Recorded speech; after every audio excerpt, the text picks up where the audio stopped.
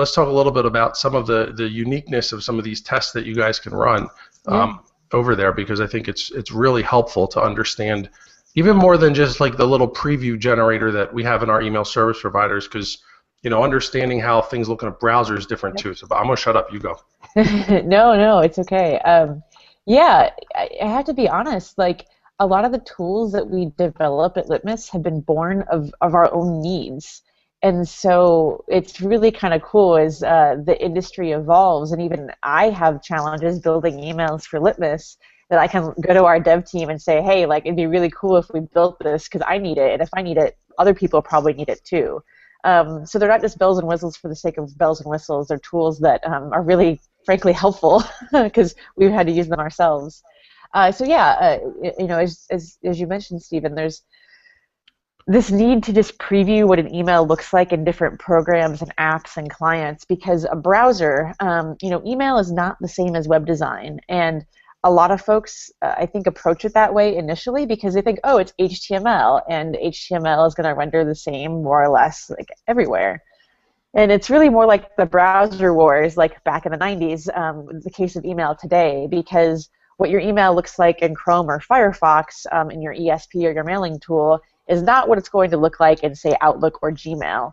And that's actually because whereas like a web browser is going to render using WebKit or some other rendering engine for the web, something like Outlook actually uses Word, which is a word processing engine to render, and that's kind of insane. Or something like Gmail actually strips out the entire style block. So if you're taking web-ready HTML and CSS and trying to port it over to email, that entire style block, all that CSS is going to get removed. So there's a lot of unique considerations and like ways that email tries to destroy your HTML. And so the previews are huge because it's going to take screenshots and eliminate any manual testing that's involved there, and show you that instead. Oh, look, there Steven's got Yep, I brought them up. No, that's and I can show you guys awesome. BlackBerry if you want. Let's do that just because we can. Oh yeah, everybody wants to see one of these things, right? Yeah, so BlackBerry is super fun because it shows you, some borked version of, the text or something else. So this is as good as I got over here. I did get my my link in there, but it didn't really work out so well. I'm trying to. Where do I get? How do I go back to the other ones here? Let's go. Oopsie. Let's go to. I'll show you guys what I was talking about, though. And you can kind of see that for the most part, all of these look the same, pretty close to it. I mean, just even at a glance, you can see that most of these are looking very, very similar. I guess what we can do is we could pull up here. This would be a good example here. So you have Android 4.2, right, which is pretty recent. And so here was my problem. This is like the default email app for an Android. This is what you guys tested on, and I love how. And actually, like Justine said, I sent an email, actually signed you up for my landing page because that was the easiest way to do it. So I sent an email to Litmus as part of their testing tool, as opposed to just copying and pasting the HTML or forwarding it or whatever. And the idea behind that, like Justine said, everything's going to get rendered the right way. So as you can see, I got to pull things up a little bit because the most important part here is one scroll down, and that kind of stinks. On Gmail, look how goofy my my image got.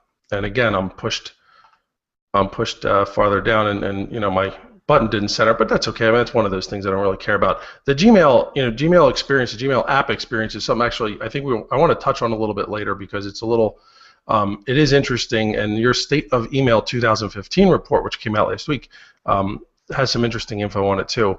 All right, we did BlackBerry, gross. This is iPad. iPad looks great. iPad mini looks great. So here's iPhone 5S, right? And same problem. I'm just missing my big call to action, but for iPhone 6 it works great. So, again, I ran this test, and one of the things I think I would go back and do is to probably honestly just switch the copy and the button and then just have the text underneath it, because honestly here's a confirmation, this is all it is, and being able to run this was super helpful. Um, and I even got a Windows Phone one, I which think is that's a pretty cool. great illustration of the relationship between design and rendering and your goal. Because if the goal of this message is to get these folks to add it to their calendar and it's not visible right away in the design of the email, it could affect your email's ability to meet that goal. So again, like design is so much more about just like the layout, but it's about understanding the goal and knowing what it takes to get that done. Oh, there they are. I had to scroll up. That's what I was looking for before. Should we show any other ones? We can go like throwback. It's only Tuesday, but we could go Throwback Thursday and show you Lotus Notes. Oh yeah, Lotus Notes is always a fun one. Lotus Notes does not work so well. Actually, the interesting thing with the Lotus Notes one was even on the older Outlooks, my button still showed up as orange, Uh-huh. but my button text is white. So that was something I was interested in. Like, okay, what's going to happen now? I know I Mm-hmm. have white button text, so if my background doesn't show up, you're going to basically see nothing, which we Yep. see here. It doesn't work. Yeah. So but I was comforted because even again some of the Outlook versions they showed up. Again you could see up top here they showed all of my Yeah. button text, so I didn't really have to go back and overhaul this approach, which Yeah. made me happy. If that Absolutely. happened too much, it wouldn't that would have Well, been. and you've actually got a good example there. Like if you scroll back to the go look at Outlook 2007 versus Outlook 2011. Do we have to look at '07? Yeah, for fun. So in this one, I'm going to guess that you're using a max width, and that's why that green bar at the top there stretches over the course of the email. And it's kind of a tenet of what we call a fluid design, which is another approach that you can use to make your email mobile friendly.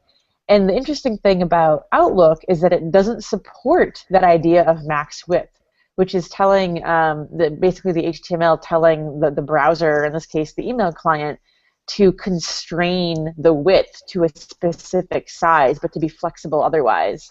And so Outlook 2007, since it's being rendered by Word, isn't going to support that. But if you go look at Outlook 2011, for instance, you can see that constraint is working, right? It's not kind of expanding to fill the whole width.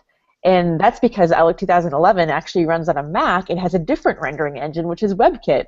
So needless to say, it's complex, right? Rendering an email is kind of a wild beast. Litmus has a ton of great resources that kind of outline all those different rendering quirks and why they happen and that kind of thing. Actually, I'll kind of look up that blog post and put it in the chat here. Oh But yeah, yeah, you guys I have a think great that's one. you have a great example there of one of the issues that can happen with Outlook. And Yeah, it's not exactly. And necessarily an I think issue it brings too. up. It, I'm it gonna take off the screen share, and I think it brings up a. First off, I hope you guys enjoyed that. I could be totally self-promotional and put a link to that landing page that you guys can register for, so you can get that email for yourself if you want. We can do that. But anyway, uh, you know, one of the things I think that's important now is to understand. Okay, well, what is the breakdown? Obviously, like we showed in in Outlook 2011 versus '07, or better yet, let's go back to the iPhone versus Android thing. Can I prove? How do I test? How do I prove that I have enough people using 6 and 6 Plus? That, and then which shows my little add to calendar button, and that I don't have to worry about this. And I can make the same comment about Outlook, or if you're doing something that's a little more intricately designed, that's using that max width thing, or a lot of times if we're using, I think, our email designers from the email service providers that we have probably don't know what's under the hood a lot of times. But if you can prove that, okay, I have Outlook 2007 or Outlook 2007 or 10 rather, is a lot of my subscribers. Mhm. Well, I need to design it a certain way so that I'm not, you know, I'm not shooting myself in the foot, because even though they're opening it on a desktop, but we want to still deliver them the best experience possible. And if they're going to open up an email and then all of a sudden they see the text and then it pops up, which happens to me because I have, I think, 2010. So I get emails and all of a sudden like they blow up and you see these gigantic images because they aren't, it's not going to support the extra design. Well, I'm going to have a different kind of an experience. Yeah, absolutely. And I just found that article about it's called "Where Should You Focus Your Testing Efforts?" And it's a great overview of exactly what you just said.